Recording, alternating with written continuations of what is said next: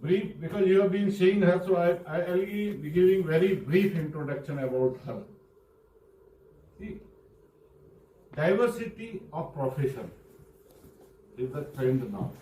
And if you look at the madam educational background, she is MSc in chemistry, MBA in operation management and supply chain management, and many diploma. Plus she has worked in Whirlpool, having industrial experience now in academics. The best blended knowledge, that is the best for transferring the knowledge. And very soon she will be Dr. Sushmita. So all the best from all of us. Ladies and gentlemen, few girls are there, so girls and boys I will say, not ladies. We are presenting Professor Sushmita for delivering a talk on new logistic policy 2022. Thank you.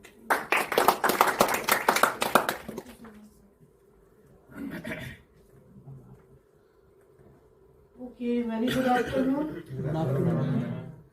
And I hope now this is a challenging task for me post-lunch. I'll have to talk about the national logistics policy. And being in supply chain field, we are always welcoming challenges, I would say.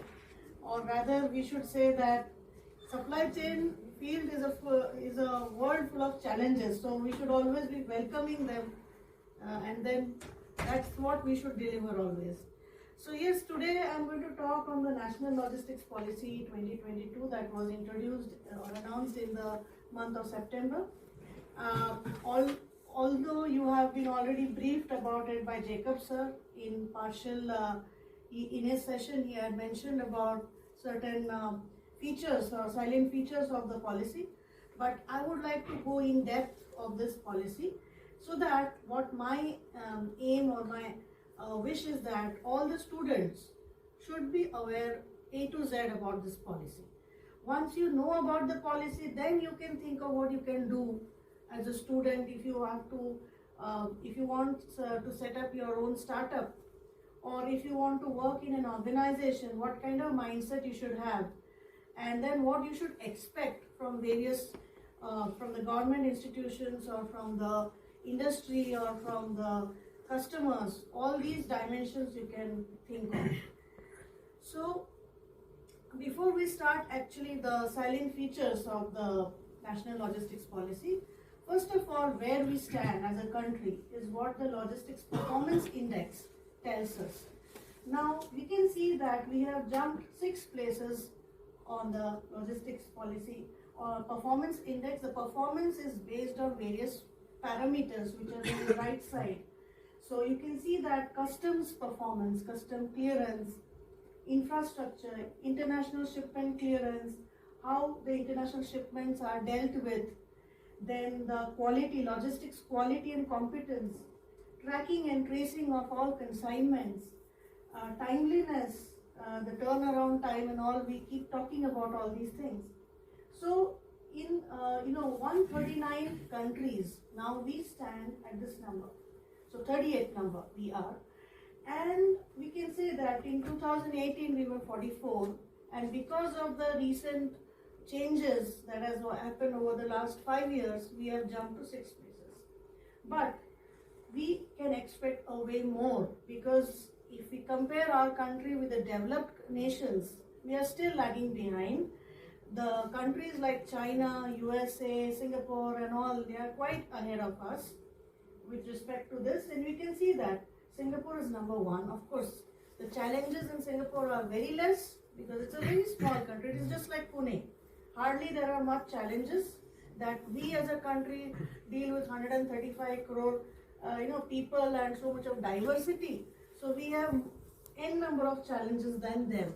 So although they are number 1, Finland, Germany, Canada, France, US and so on, we are at number 38 with Saudi Arabia right now. So now the aim is to make this better. And why better? Because we can attract foreign direct investments, or we can attract the foreign investors to our country and improve our foreign currency or forex, or we can always reduce our trade deficit by that method.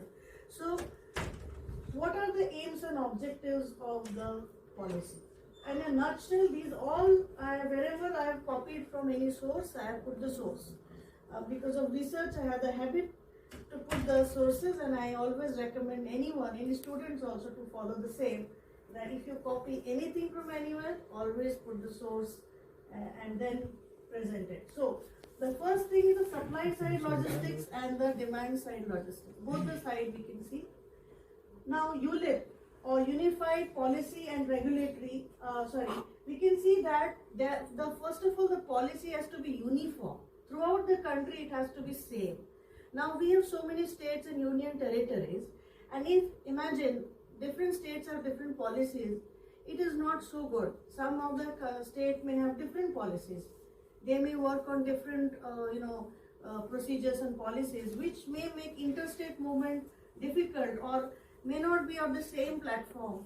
So the policy that we are going to adopt is the national logistics policy, all around the country the same policy, and the national logistics law also will be incorporated very soon.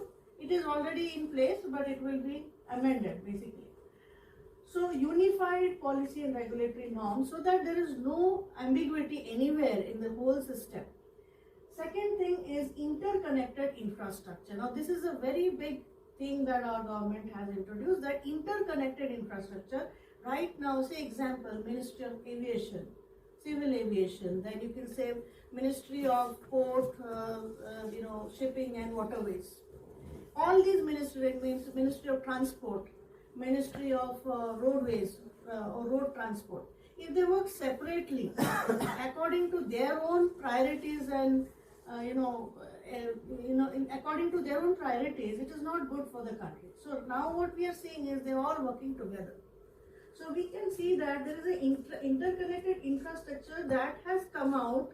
The policy itself is integrated all these departments and got out a national master plan, the state master plan, that is because every state also will be now the performance of every state will be caught by the leads index, that I'll come to that later. Every state, how it is performing will also be understood by the government, and what changes or what improvements every state need to do, that also would be suggested by the government, where you are plus and minus. So everything is being monitored in the national master plan, state master plans. Urban and rural logistics plans are different, because urban there are different challenges, rural there are different challenges. You cannot have a same type of view for both. So again there is this. Then national multimodal facilities and warehousing grid. Now that's what we are seeing, that the logistics parks are coming out here and there. Then of course PM Gati Shakti is one of the big driving force which is making everything, all the roadways and everything are getting interconnected. So interconnected infrastructure will lead to connectivity at different stretches, from north to south, from east to west. Not only within the country, but maybe even to the neighboring countries as well. We have seen that with Iran or with Afghanistan, there are different ports also which are connected. With Bangladesh, we can see that there are a lot of infrastructural things that are going on in the northeast especially. Then we can see that there is a complete digital transformation. Everyone till now has spoken about this so much, that we can see that the whole underlying thing is to streamline, to simplify the process. It is not working on a very high-tech software and making things complex. But even the layman, like say example a trucker, a truck driver, should understand how to use some kind of software in his own language. It should be that easy. So even freight forwarder should be able to understand some software. So it has to be very, very user friendly. That's the whole idea of it. So streamlining of processes, we know that earlier documentation was very, very difficult, full of paperwork, used to consume a lot of time. There were so many industry people here who have spoken till now 40 years plus, they must have worked. And they are the best people to judge that how things have changed over the last 30-40 years, that now it's very quick and very fast. Now National Digital Logistics Mission is to make everything digitized. Now we have seen that all the other e-governance features or platforms have also changed similarly. Like as a common man, we can say that filing for license or passports and all these things have become very easy. Similarly, these things will also become easy. Use of digital signatures, use of all sorts of documentation is all online. Nothing is offline actually. So application for license, for your IC, and for everything is digital. So nothing actually a person has to go to any government office. And basically we have always heard about red tapeism, about bribery, about corruption. So all these things will be eliminated because of this digital mission. And of course improvement in the time, that is the whole thing. Then holistic skilling system. Now we know that there are a lot of skill gaps. So we can say that right to the top level there's a grassroots level. Like say example, many people may complain that the drivers are not trained.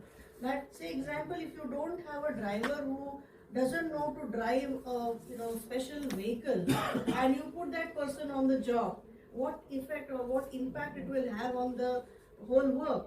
So you need to train the drivers, the warehouse operators, the port operators, the terminal operators, and so many other people you need to train and address the skill gaps, because the moment we are going for digitization, we need to also address the training part of it.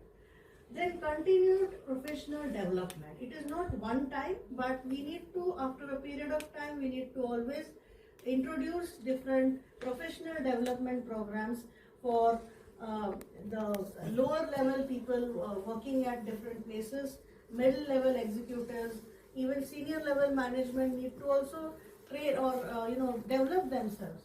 So a lot of things at the supply side logistics. At the demand side logistics, we can see that now optimal synergetic use specific to sectors. Now all the sectors are not alike. The logistics issues of different sectors are different.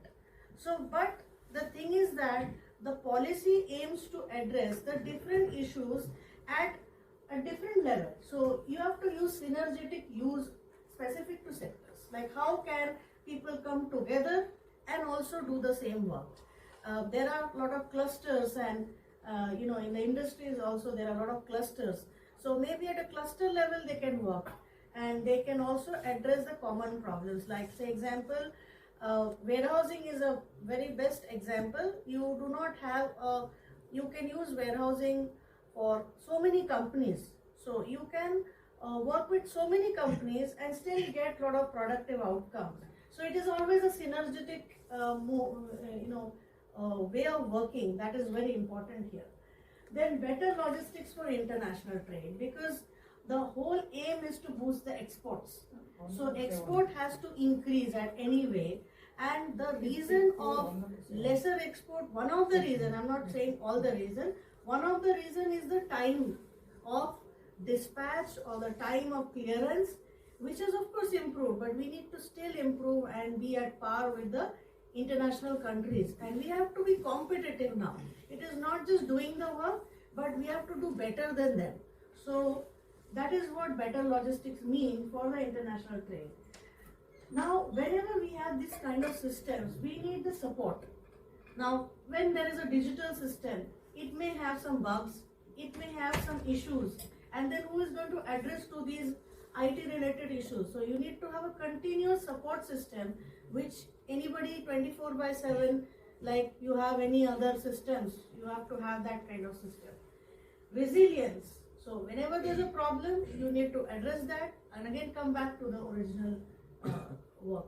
Sustainability in logistics, again we have been hearing about this a lot, that we need to make all the systems sustainable, so that like example, I have more slides on it, so I'll not speak here much. It is basically catering about the environment, about the social aspects, about the economical aspects. So a lot of things of sustainability is there. And again, innovation, like you can do something different than the others. You can have your own software. Say some of the people must have tied up with some IT company and they use some specific software for their inventory management software. which is again itself an innovation here in this case. Or you use some kind of different optimized route for your own work, which others never have thought of it. So you can use innovation also here. You can use a different, say example, switching over to some different fuel for your own cars or for your own vehicles is also a kind of innovation. So whenever you change the old, the existing process to something new, you can always go for innovation. So aims and objectives are addressing both the sides. Now the scope of National Logistics Policy is that India being the 5th largest economy in the world, it aims to be in the top 10. Right now the aim is to make India the top 10 by 2030. That's the first goal of this policy. How it is all integration, all these infrastructural developments that are happening. Every day we hear that some of the port is inaugurated by so and so minister or by the prime minister, or some kind of ICT is inaugurated, or some kind of say example, some new roadways are some foundation is laid, something or other of infrastructure is going on every day. So this is a kind of movement that we are seeing, that how India can be at par with the other countries from the infrastructural point of view, because we should accept that we are not so good like the other countries with respect to infrastructure. Reason because so many of them have already told you that we are all dependent on roadways. 60% plus of our cost goes in the roadways. We are not at all using using railways to that extent, or we are not using the waterways to that extent, which can reduce the cost. Reason, there are a lot of reasons. You need to have economies of scale also, and also you need to have connectivity. So that is another thing that we can talk about. But the aim is to be in the top 10, right? Yesterday somebody told about wastage of agro products, right? Now this is the main thing that can address.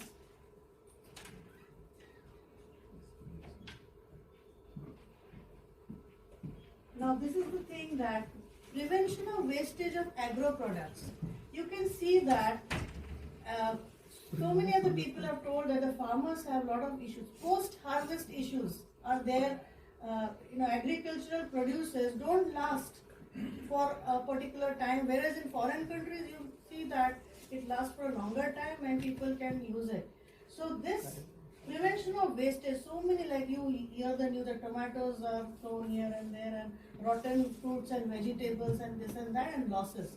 So this can address the wastage of agro products, right? Enabling the quick last mile delivery. The last mile delivery is a very big problem right now also. There are a lot of other reasons, because e-commerce is in boom right now. We don't know the extent of e-commerce that is being used by us is so much that much of services has to be guaranteed by every company. So again, the last mile will be a challenge, but it has to be quick. Now you can see that there are so many companies like Blinkit, this, that coming up, or Instamart and whatnot. They are there who are guaranteeing that within 15-20 minutes this, that will deliver grocery and all that. So that is what last mile delivery is all about, how you can quickly give service to your customer. If you are doing that, you are very good, you are there in business. Diminish transport related challenges. Yesterday also Malkit Singh sir talked a lot about the transport related challenges, that how the truck drivers face problems. Say example, somebody has taken a vehicle on loan, and how much of problems he or she faces because you cannot repay the loan on time. Reason is you don't get that much business. So again, transport related challenges are there, and even the infrastructure does not support it. Even though you are using the roadways, there are a lot of traffic jams, this, that, because of which it gets delayed. And always these transport related challenges are going to be there, or it is there already, but we need to find solutions for it basically.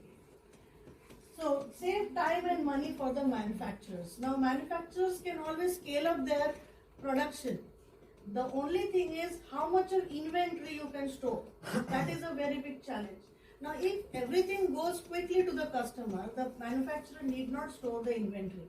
So you need to have such a quick service system because of logistics that can, quickly deliver the goods to the customer without wasting much time and without the manufacturer storing a lot of goods as an inventory and, increasing the working capital because of that. So, to increase the country's exports and boost domestic manufacturing, Make in India is a very big, good, scheme which is there from 2015. But exports can only increase if there is a support from the logistics side. However good the products will be manufactured, it needs support from the logistics.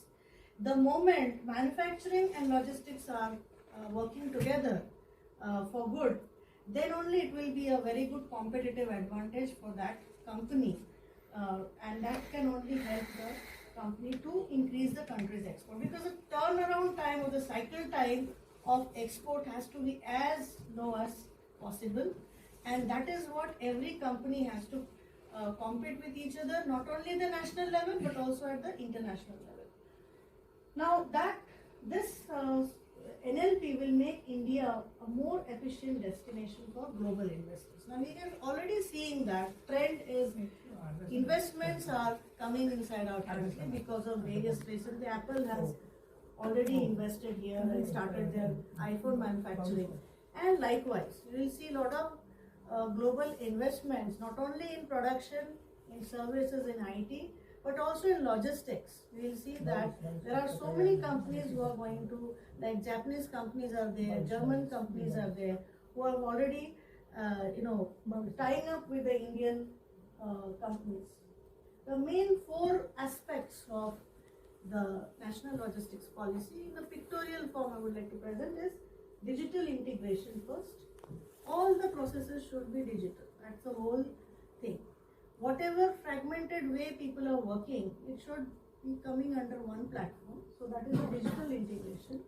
Like, say, example, many of the speakers have already mentioned about IceGate. IceGate is a digital, of course, EDI, electronic data interchange, is there. It was there, but now it is more advanced because of face recognition and all those other features. You can do a lot of things beforehand. You can always get the customs cleared faster, and there are a lot of other features. ULIP, now Unified Logistics Interface Platform. Now this is going to integrate everything into one platform. Like you use, that is basically to boost the multimodal logistics. Say example, partial shipments go by air, partial by railways, partial by roadways. Everything will be in one frame. And international shipments or local shipments, whatever it is, everything into one frame will help the company to, it is kind of a, I would say that it will give you kind of a dashboard which will speak about all the buyers and service providers, the freight forwarders, whoever are there in the whole system, right? So everything in one platform. Ease of logistics now, that is what Ease of Logistics Portal or e-logs, it is called as the e-logs. Now e-logs will help the foreign investors also. They will also see which companies are doing what and what is the volume of business, what are they going to give. So everything in one frame, or all the information in the portal will help the service providers to connect to the service takers basically, whether it is an international service provider or the local ones. So that will not matter. Then CLAP, or Comprehensive Logistics Action Plan, is the action plan which is already formulated for this, that is for the policy. That is number one, integrated digital logistics system, standardization of physical assets and benchmarking service quality standards. Now, with whom we are benchmarking? With the best people. And then our systems where it lacks, it is going to tell you that these things need to be improved. So performance index itself is a way of assessment of the whole logistics process, right? Then human resource development, capacity building for logistics sector, which I just mentioned, that right from the drivers or terminal operators or anyone, or even the executives or managers, everyone needs to be trained in different softwares and systems. State engagement, this is very important. Interstate movement, as I told you, may have challenges. So state engagement means it is not my state, I'll only do this much. It's not like that. We are a part of a nation, every state has to cooperate with each other, and all the states are part of one system. That is what is the whole idea of the state engagement. Import-export logistics specifically there for addressing the issues of imports as well as exports, right? So I hope everyone is listening. Yeah, and service improvement framework, that every time, as I told you, that all the performance will be assessed and improvement, guidelines will be given that where you can improve. It will not only suggest that these are the lacking areas, but also how to improve will also be suggested. Then facilitation of development of logistics port. This is what I just told you, that every day we are reading in the newspapers that so and so port has been inaugurated. Now the international port at Assam, international logistics port at Assam, I think its name is Jopi, something like that, different name. It is the first international logistics port which is there in our country. Recently it has been inaugurated by our Honorable Prime Minister. So it's a strategic location. Northeast India is becoming a strategic location because of dedicated freight corridor, then because of the Sagarmala project, because of the proximity to the other Asian countries, right, like Bangladesh and other countries, and that's the reason it is a very strategic location. So this is kind of thing, that movement that has already started. Other features are, of course, Jacob sir had already told you, but I'll not go much into the details of it.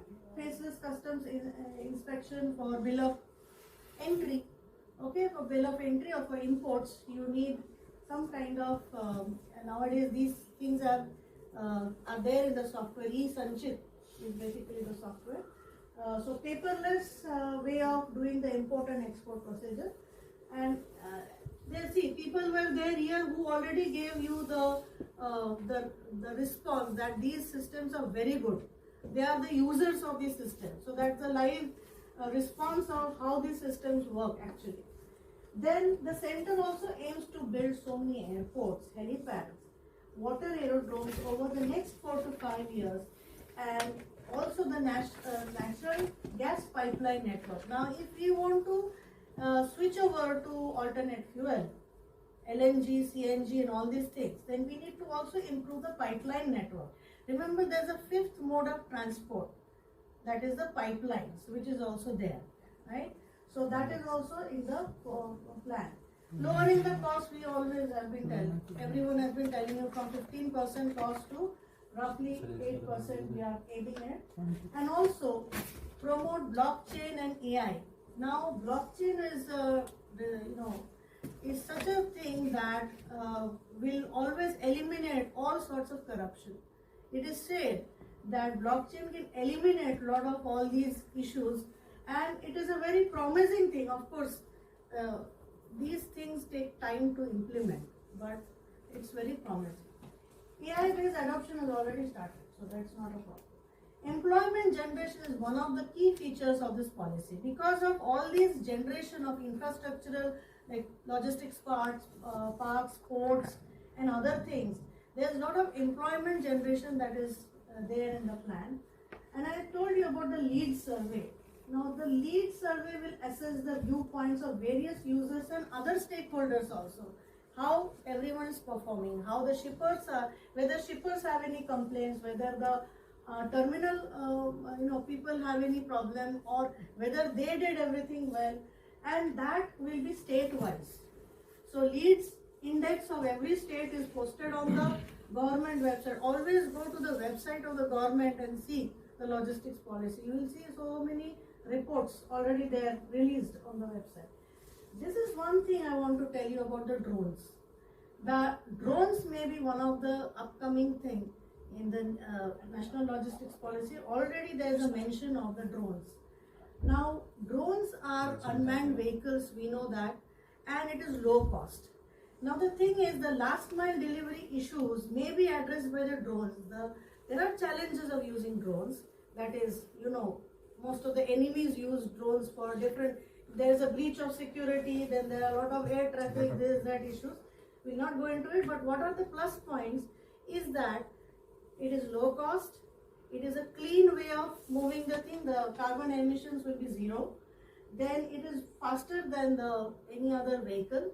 So the last mile delivery can be addressed by the drones, and I think already a lot of people have tried this. A lot of e-commerce giants have already tried the use of drones. Especially it was used during the COVID pandemic to move the vaccines to the different places and all that. But this may be a reality in future. This mentioning of the drones is already there in the National Logistics Policy. So this is something that may increase or scale up in the years to come. Prospects under this, we know that PM Gati Shakti is one of the very big Shakti, I would say, which will enable lot of infrastructure or which will remove lot of infrastructural hurdles in the system. Bharat Mala, Sagar Mala, inland waterways. Now, inland waterways, I would like to mention here that in foreign countries, especially Europe or China, they use so much of inland waterways and save the cost. Why their logistics costs are less? Because they use more waterways. Now, why we don't use our rivers? What may be the reason? Any idea? Why don't we use our rivers for moving, for transportation? Anyone can give you the answer? Geography connected. It is not getting connected. Yes, that is one thing. But if Some parts are perennial nahi hai. Yes, they are not perennial. That is one big problem. But in other countries it is perennial. So they are using it extensively, especially Europe is using waterways and they are all interconnected by water. They are using water and railways like anything. So one service has been launched. Do you know anything about this? Kochi they have started. Kochi river. No. Ganga river. yeah. Of course, this is for passenger, but cargo also Yes. shipping of Ganga. People have travelled from Varanasi to Dhaka and all. Yes. It is still going on. That's why sir was telling you read newspaper. WhatsApp, you can read the WhatsApp. WhatsApp, less WhatsApp, more newspaper. And